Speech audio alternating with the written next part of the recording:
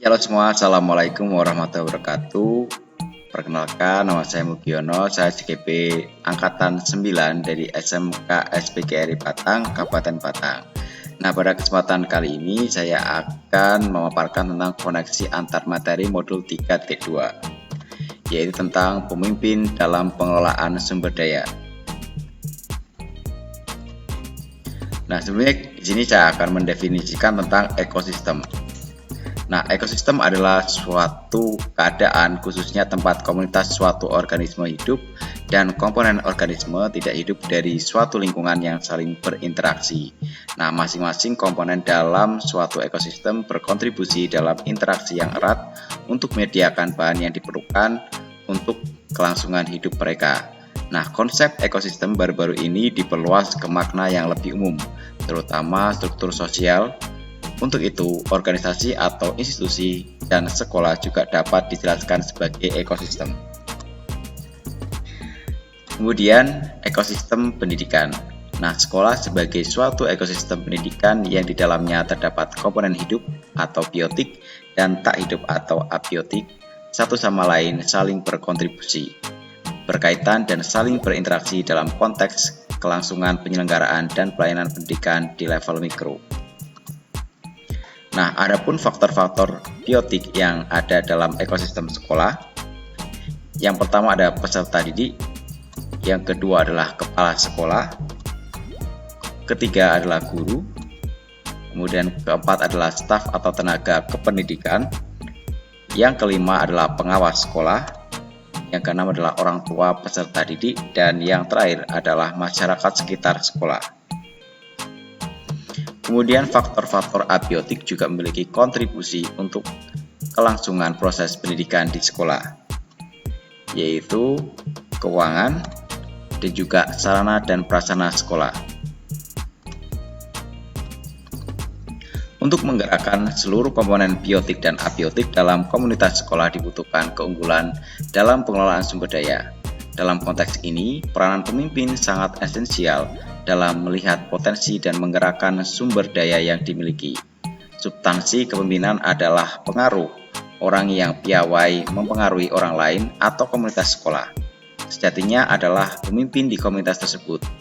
Seorang guru adalah pemimpin yang dihadapkan peserta didiknya karena ia adalah sosok yang berpengaruh di hadapan peserta didiknya. Jika sekolah dianggap sebagai komunitas, mengadopsi pemikiran Green dan Haynes tahun 2002, terdapat 7 aset utama yang dimiliki sekolah, yaitu pertama ada model manusia, model sosial, model fisik, model lingkungan, model finansial, model politik, dan terakhir adalah model agama dan budaya. Dalam melaksanakan peranannya sebagai pemimpin pembelajaran adalah paradigma yang menekankan kemandirian sekolah untuk dapat menyelesaikan tantangan yang dihadapinya dengan bermodalkan kekuatan dan potensi yang ada di dalam mereka sendiri dengan mengekspektasi hasil yang didapatkan dapat berkelanjutan. Paradigma tersebut merupakan pendekatan berbasis kekuatan yang populer disebut sebagai pendekatan pengembangan komunitas berbasis aset. Pendekatan tersebut berfungsi pada potensi atau sumber daya yang dimiliki oleh sekolah. Seorang guru penggerak setidaknya harus memiliki beberapa kompetensi yang melekat dalam dirinya. Yang pertama adalah mengembangkan diri dan orang lain. Yang kedua adalah memimpin pembelajaran. Yang ketiga adalah memimpin dalam pengembangan sekolah. Dan yang terakhir adalah memimpin manajemen sekolah.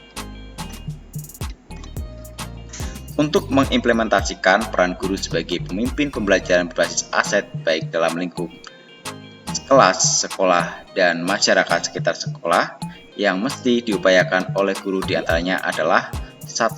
Memetakan potensi aset yang dimiliki ekosistem sekolah.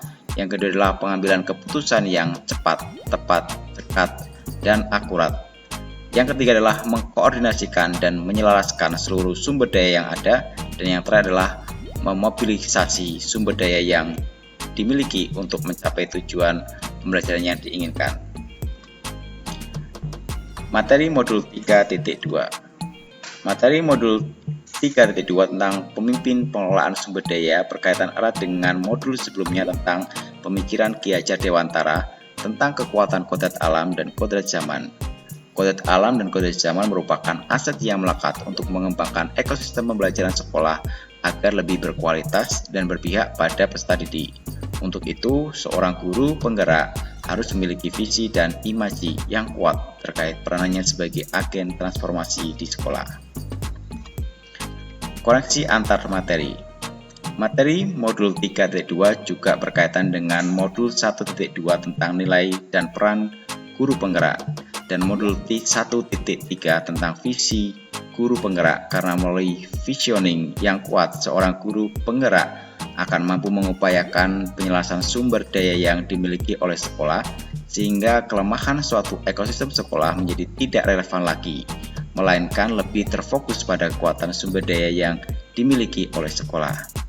Inquiry apresiatif dengan pendekatan Bagja sangat relevan untuk melakukan perubahan sekolah berbasis sumber daya yang akan menggerakkan warga sekolah untuk melakukan perubahan positif. Perubahan positif yang dilakukan secara konsisten akan melahirkan budaya positif. Dengan demikian, modul 3.2 pun berkaitan dengan modul 1.4 tentang budaya positif. Selain itu, jika kita mampu memetakan sumber daya peserta didik yang ada, maka kita dapat mengupayakan pembelajaran berdiferensiasi yang mengakomodir perbedaan kekuatan yang dimiliki oleh peserta didik. Hal tersebut telah dipelajari dalam modul sebelumnya, yakni modul 2.1. Kekuatan individual dalam diri peserta didik tersebut bisa dikembangkan lebih lanjut dalam aspek sosial dan emosional melalui pembelajaran sosial emosional yang telah dipelajari dalam modul 2.2. Untuk memaksimalkan semua potensi dan kekuatan peserta didik agar berdampak terhadap prestasi peserta didik, dapat diupayakan melalui praktek coaching yang telah dipelajari di modul 2.3. Selain itu, sebagai pemimpin dalam pengelolaan sumber daya, dibutuhkan kemampuan dalam pengambilan keputusan yang tepat, cepat, sekat, dan akurat. Hal tersebut telah dipelajari dalam modul 3.1.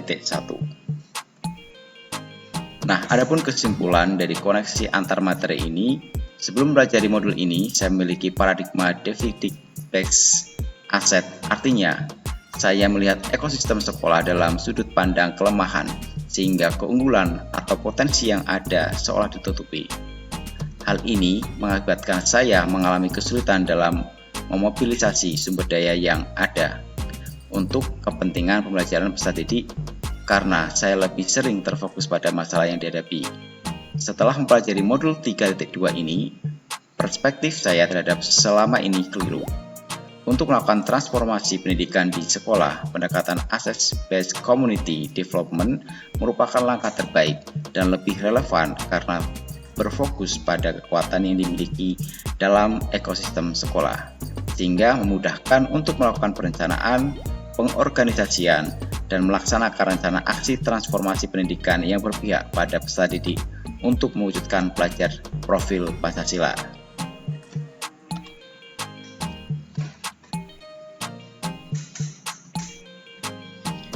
Nah, demikianlah yang bisa disampaikan. Semoga video ini bermanfaat. Jangan lupa untuk selalu like, komen, share, dan klik tombol subscribe serta klik tombol loncengnya. Terima kasih. Salam guru penggerak.